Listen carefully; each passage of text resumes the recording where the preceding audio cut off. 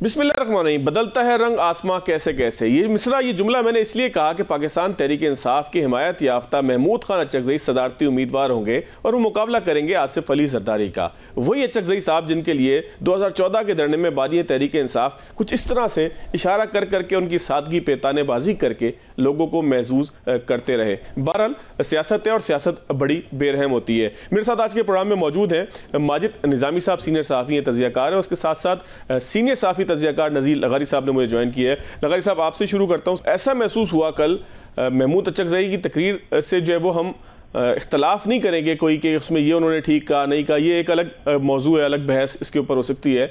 लेकिन आज जिस तरीके से उनको नामजद किया गया पाकिस्तान तहरीक इंसाफ के हिमायत याफ्ता उम्मीदवारों के लिए जो सुन्नी इत्तेहाद कौंसिल का हिस्सा हैं, तो मुझे ये लगा कि कोई सीवी पेश कर रहे थे अचकज़ई साहब उस तकरीर के नतीजे में। ठीक है, माजी में भी वैसी तकरीरें करते रहे, लेकिन किसी डील का नतीजा थी ये तकरीर या ऑर्गेनिक आपको फील हुई? एक तो ये है कि जब वो तकरीर कर रहे थे तो हमने उनके इस लबो लहजे को पहले भी देखा हुआ था, लेकिन हमारे ये उस वक्त तक वहमो गुमान में नहीं था कि वो अपनी सीवी लिए हुए वो साबिक वज़ीर आज़म बानी पीटीआई को अपनी सीवी पेश कर रहे हैं, ये हमें अंदाज़ा नहीं था। इसलिए कि उनका इस तरह का तर्ज अमल हम मादी में देख चुके हैं। हमें बाद दफ़ा बहुत मौक़े पर ऐसे आए हैं कि जब हमने देखा कि यार ये तो कमाल आदमी है, इस पर तो फ़ख्र करना चाहिए और हमें फ़ख्र महसूस होता है। लेकिन बाद दफ़ा ऐसे ही हुआ है, बिल्कुल ऐसे ही हुआ है। जब बाद में उनका अमल देखा तो मालूम हुआ वो तो बिल्कुल एक और जगह पर खड़े हुए हैं, एक और पोजीशन लेकर खड़े हुए हैं। तो उनके कभी गुफ्तार के गाजी होते हैं, कभी किरदार के गाजी होते हैं। एक ही बार में एक ही दफ़ा ऐसा कम हुआ है कि हमें उन्हें गुफ्तार का गाजी भी देखें और किरदार का गाजी भी देखें, ऐसा कम हुआ है। जहाँ पर वो खड़े होते हैं वहाँ पर दरअसल खड़े नहीं होते हैं, और जहाँ नहीं खड़े होते हैं वहाँ पर असल में वो खड़े होते हैं। ठीक हो गया। तो इसका मतलब ये है कि वो सीवी टाइप की कोई चीज़ आपको लगी? जरा निज़ामी साहब से ही पूछते। निज़ामी साहब, 2002 से तो मैं खुद भी देखते आ रहा हूँ अचकज़ई साहब को, तकरीरें उनकी कमोबेश ऐसी ही होती हैं। हर मामले के अंदर वो इसी तरीके से एंटी एस्टेब्लिशमेंट रोल के साथ सामने आते हैं।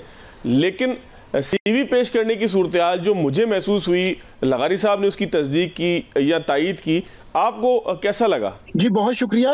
मैं आपकी इस राय से इख्तलाफ करूंगा। उसकी बुनियादी वजह यह है कि अगर बतौर सदर पाकिस्तान उनके जीतने के कोई चांसेस होते तो फिर हम ये तवक्को कर सकते थे या हम ये एक मफरूजा बना सकते थे कि उन्होंने इमरान खान को या तहरीक इंसाफ को अपनी सीवी पेश की। लेकिन चूंकि हम सब के सामने है कि तहरीक इंसाफ गुज़िश्ता 2 साल से मुश्किलात का शिकार है, इस वक्त भी उनके लिए कोई साजगार हालात नहीं हैं।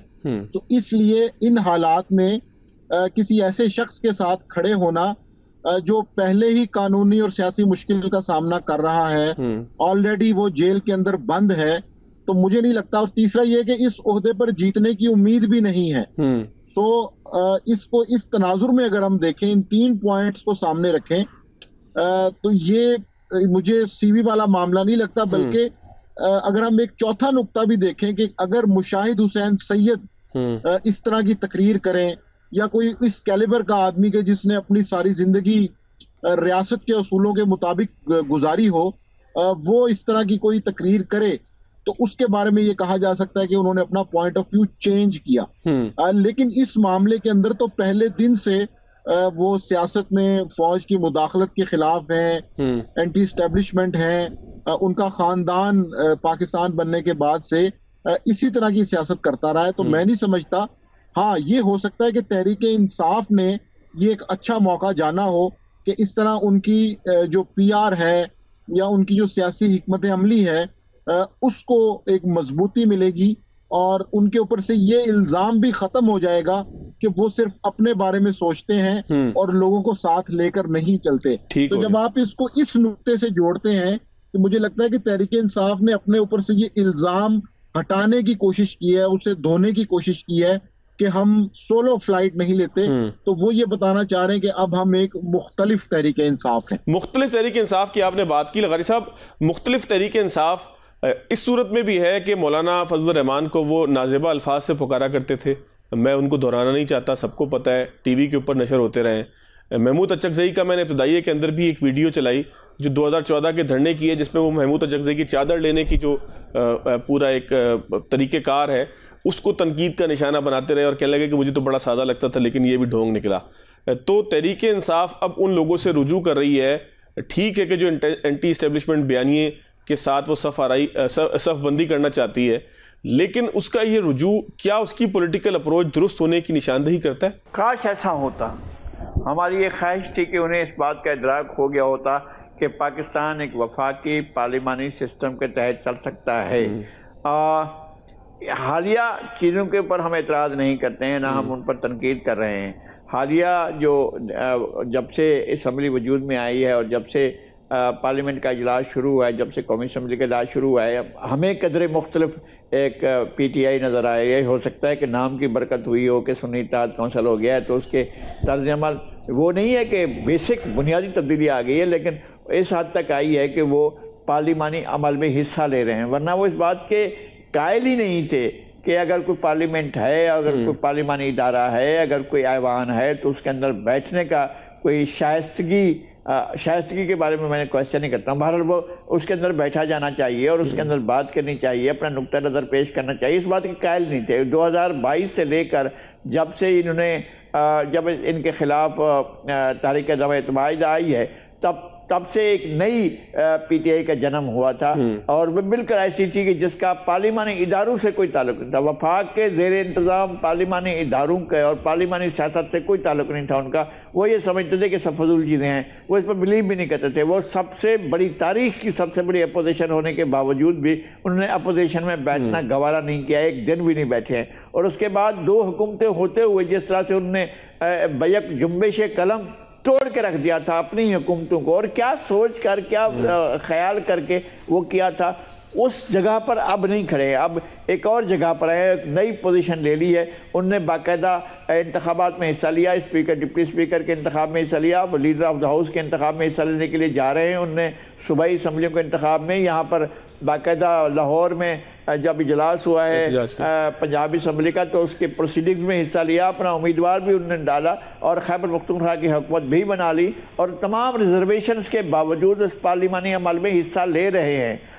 لیکن اس سارے عمل کے ساتھ اس کا اگر انطباق کریں کہ وہ چلے گئے ہیں محمود خان اچکزئی کی لائن پر اور ان کی فالوئنگز میں چلے گئے ہیں، تو یہ ابھی بہت قبل از وقت ہے۔ ہم اگر ایسا سوچنا شروع کر دیں کہ وہ یا محمود خان اچکزئی بھی وہ اپنے اس بیانے کے ساتھ اس کو قبول کر رہے ہیں، پی ٹی آئی کو تو بالکل نیا معجزہ قسم کا کوئی ایسی چیز ہو رہی ہے جو حیرت انگیز ہوگی کہ پی ٹی آئی اور محمود خان اچکزئی 2 الگ الگ بیانیوں کے ساتھ ایک ساتھ ان کا اتصال ہو رہا ہے اور ان کا آپس میں ملاپ ہو رہا ہے، تو یہ بہت حیرت انگیز ہے۔ لیکن بہرحال پی ٹی آئی کا جو موجودہ پارلیمانی طرز ہے، مجھے اس سے اطمینان ہو رہا ہے کہ وہ پارلیمنٹ کے ساتھ چلنے کے لیے قبول بھی کر رہے ہیں اور آگے بڑھنا بھی چاہتے ہیں۔ اور محمود خان اچکزئی ایک پروسیس میں آ رہے ہیں اور ان کا نام پیش کر دیا گیا ہے، یا کل کی تقریر سے وہ اپنے ووٹ بینک کو یہ تاثر میسج دینا چاہتے ہیں، دیکھو ہم اینٹی اسٹیبلشمنٹ ہیں، ہم تو اس بندے کو لا رہے ہیں جو اینٹی اسٹیبلشمنٹ کے طور پر اسٹیبلشڈ ہو گیا ہے، ہمیں دیکھو، ہم پر یقین کرو، ہم وہی ہیں، ہم اصلی ہیں، ہمیں ہمارے بارے میں کوئی اور گمان نہ کرنا۔ تو جس دن یہ سیریس ہوں گے اس دن معاملہ دوسرا ہوگا۔ یہ بہرحال ایک دکھاوا ہے جس کو ہم دیکھ رہے ہیں کہ انہوں نے اچکزئی صاحب کو، اور جیسے کہا ہے نظامی صاحب نے، اگر انہیں ذرا سا بھی یہ یقین ہوتا کہ یہ الیکشن جیتے جا سکتے ہیں تو وہ بالکل ان کو پٹ نہ کرتے، وہ اپنا ہی امیدوار لاتے اور وہ اپنی ہی کوئی عارف علوی تلاش کر لیتے۔ ٹھیک ہو گیا۔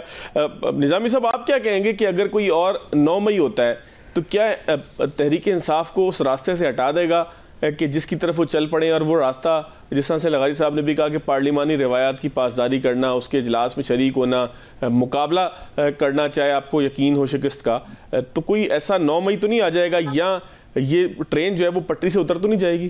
جی، یہ بڑی ایک دلچسپ صورتحال اس لیے بھی ہے کہ 2 فریق جو 9 مئی میں تھے جن کے ساتھ یہ واقعہ ہوا اور جنہوں نے کیا، دونوں کو اس سبق ہے اور دونوں یہ چاہتے ہیں کہ اب اس طرح کا واقعہ نہ ہو۔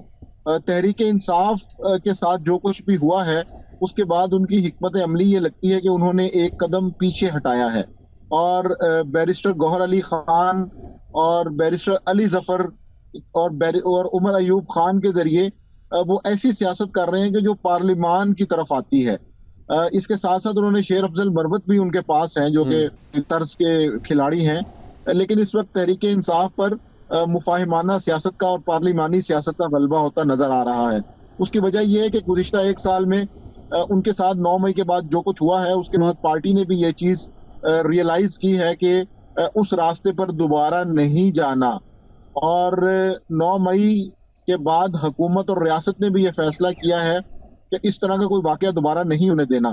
تو اس لیے دونوں اطراف سے جو فریقین ہیں وہ اس طرف جاتے نظر نہیں آتے. ٹھیک ہو گیا. اس لیے ہمیں روایتی ہلا گلا، شور شرابہ پارلیمنٹ کے اندر تو ملے گا، لیکن مجھے نہیں لگتا کہ کوئی بہت بڑی احتجاجی تحریک حکومت کے خلاف چلتی نظر آ رہی ہے. ٹھیک ہو گیا. میں نظامی صاحب، لغاری صاحب، ایک بریک لیتا ہوں. بریک کے بعد جب آئیں گے تو اسلام آباد کی بیوروکریسی کے حوالے سے گزشتہ روز ایک فیصلہ ہوا، بڑا انوکھا سا محسوس مجھے ہوا.